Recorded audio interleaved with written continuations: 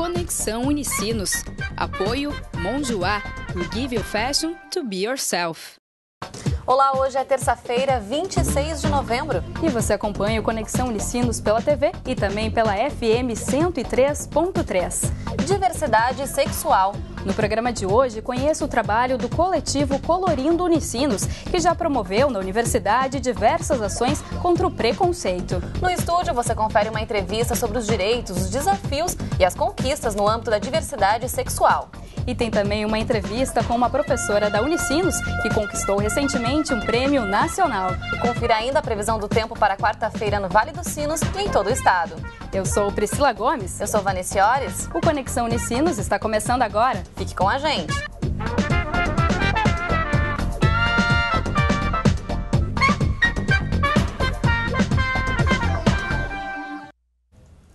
As agressões causadas por homofobia preocupam todo o país. E uma das formas de combater essa violência está no acesso à informação e à conscientização. E por isso a importância de grupos como o coletivo Colorindo Unicinos, que desde 2001 atua dentro da universidade promovendo diversas ações contra o preconceito. Confira! O coletivo Colorindo Unicinos é um grupo de inserção da causa LGBT na universidade. A ideia nasceu em 2001 nos diretórios acadêmicos de Ciências Sociais e Serviço Social. O maior objetivo é trazer o tema à tona no ambiente universitário, familiar e social para diminuir o preconceito. Para os participantes, informação é o fator mais importante para o autoconhecimento e a tolerância. Então a gente acha bem importante trazer essa discussão, porque não só mostrar que a gente existe, mas sim discutir sobre, discutir o preconceito, por que ele existe, por que ele ainda existe, que não deveria jamais nem existir. Uma pluralidade maior dessa discussão, seja no espaço acadêmico ou educacional secundarista, ajuda para ampliar o debate, para desmistificar. Limpar um pouco sobre a imagem pejorativa, negativa e marginal que o coletivo LGBT vive na sua normalidade, no seu cotidiano, no dia a dia das ruas, Com o passar dos anos, o coletivo cresceu e ganhou espaço nas semanas acadêmicas, nos eventos e oficinas, tendo apoio do Diretório Central dos Estudantes. Na Semana da Diversidade Sexual, realizada no início de 2013 e organizada pelo coletivo na Unicinos, o grupo distribuiu dezenas de corações de papel pela universidade, a fim de fazer alertas aos jovens da comunidade LGBT. O Brasil, de todos os países do mundo, é o que apresenta maior índice de crimes chamados crimes homofóbicos, ou seja, pelo preconceito, pelo fato da pessoa ter uma expressão sexual de orientação de sexualidade diferente. E grande parte desses crimes, chamados crimes homofóbicos, aqui no Brasil representa óbito. É um jovem que é assassinado ou que se suicida por conta do crime de homofobia. Então, nessa campanha da Semana da Diversidade Sexual, aqui no campus da Unicinos, a gente quis chamar a atenção para isso. O grupo acredita que o Brasil tem incluído o tema da diversidade sexual ao abordar cada vez mais o assunto em filmes, novelas, nas escolas e universidades, para aos poucos perder o teor de tabu. Mas a discriminação ainda existe. De acordo com o Grupo Gay da Bahia, mais antiga associação de defesa dos direitos humanos LGBT no país, nos últimos 20 anos, mais de 3.000 homossexuais e transexuais foram assassinados no Brasil. Somente nos últimos 3 anos e meio, ocorreram 872 mortes. 73% delas não tiveram informação sobre a captura dos criminosos. Prova do alto índice de impunidade nesses crimes no país. Na realidade, existem vários estados, e existe o próprio Plano Nacional de Direitos Humanos e existem vários estados, legislações que vedam situações de discriminação, que estabelecem penas no caso de violação de direitos, mas não existe ainda uma lei nacional que criminalize, por exemplo, a homofobia, que é uma das reivindicações do movimento, a necessidade, inclusive da área jurídica, a necessidade de que se tenha uma legislação que reconheça a homofobia como um crime. Hoje não se tem. No entanto, essas outras leis que vão aprovando, como essa, por exemplo, da identidade social, as próprias decisões na justiça, que vão reconhecendo entidades familiares, né, entre casais homossexuais, vão concedendo direitos, elas significam um avanço, porque a partir daí também há uma possibilidade de uma mudança da legislação, que é absolutamente necessária. Bom, para outras informações sobre o grupo, acesse facebook.com/coletivo Colorindo Unicinos. E a gente segue aqui no estúdio falando sobre direito, conquistas e desafios no âmbito da diversidade sexual.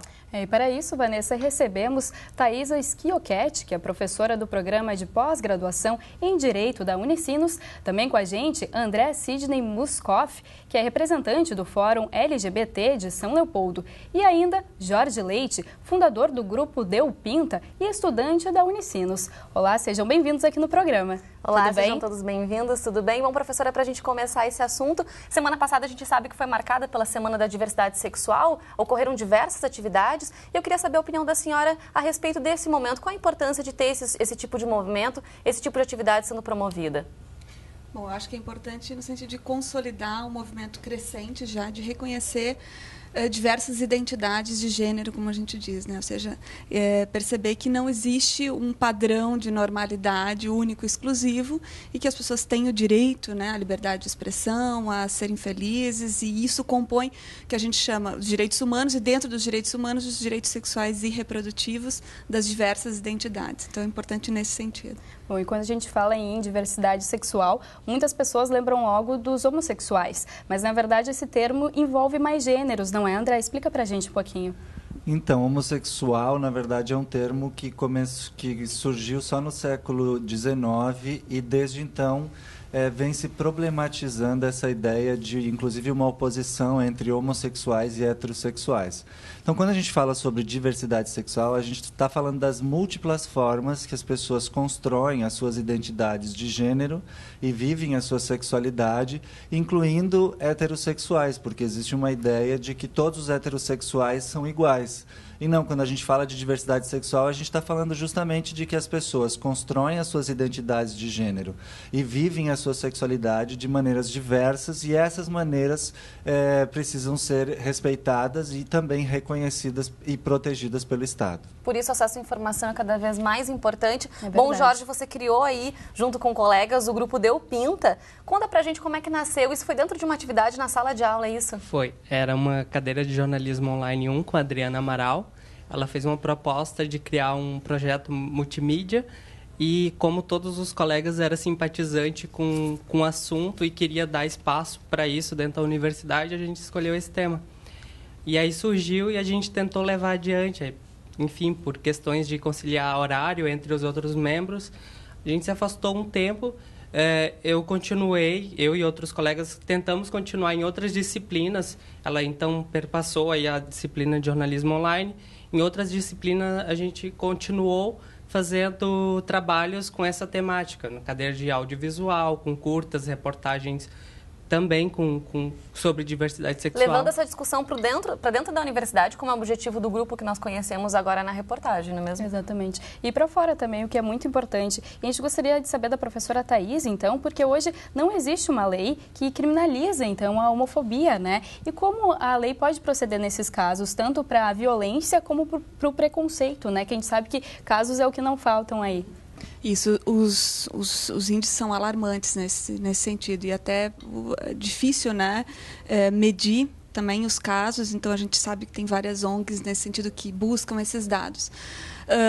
A gente vai seguir o caminho comum, né, de fazer um boletim de ocorrência. Nesse sentido, existem vários grupos que apoiam, né, e que assessoram, digamos assim, nesses casos. A gente sabe que muitas vezes as violências cometidas contra essas pessoas são múltiplas, né? Então, eu sofro a violência de gênero e depois eu sofro uma violência institucional, eu sofro uma violência velada. Então, esse é o grande desafio. A criminalização, ela é uma medida. A gente diz do direito, né, que o direito penal não vai resolver tudo, né? A gente não pode colocar todas as fichas no direito penal, mas é um instrumento importante, junto com outras políticas, e aí que é importante, de educação, de trabalhar um processo, né, de emancipação individual. Acho que isso que é o mais importante de ser, talvez, enfatizado nesse tema.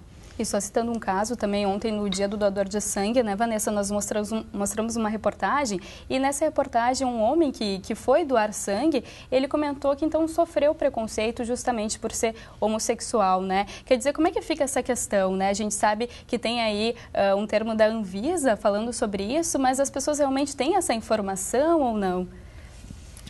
Eu acho que existem várias formas de preconceito. Essa é uma delas, que às vezes, sim, inclusive, é usada essa questão da normativa da Anvisa para excluir pessoas homossexuais ou sexualmente diversas desses processos.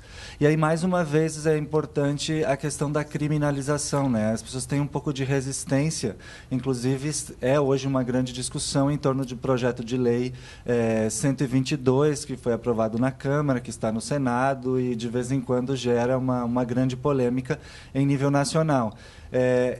Como a colega disse, quer dizer, nós não entendemos que uma lei vai resolver todos os problemas, mas ela tem também um caráter pedagógico da gente poder dizer para a população, olha, isso não é permitido. E essa lei não é exclusivamente para discriminação por orientação sexual e identidade de gênero, mas inclui, sim, questões étnico-raciais, questões de deficiência. E aqui em São Leopoldo a gente tem, desde 2006, também uma lei que proíbe nos estabelecimentos públicos e comerciais a discriminação, que é a Lei 6010, que foi regulamentada no ano de 2012 e que uma das pautas do movimento aqui na cidade é justamente que ela seja implementada, prevendo aí uma série de mecanismos, tanto educativos quanto punitivos, para que efetivamente em São Leopoldo a gente tenha um enfrentamento e uma proibição do preconceito, da discriminação e da violência por orientação sexual e identidade de gênero. Tá certo. Então, bom, o Conexão faz agora um rápido intervalo e na volta a gente segue com esse assunto aqui no estúdio. É isso aí, nós já voltamos, é um instante só.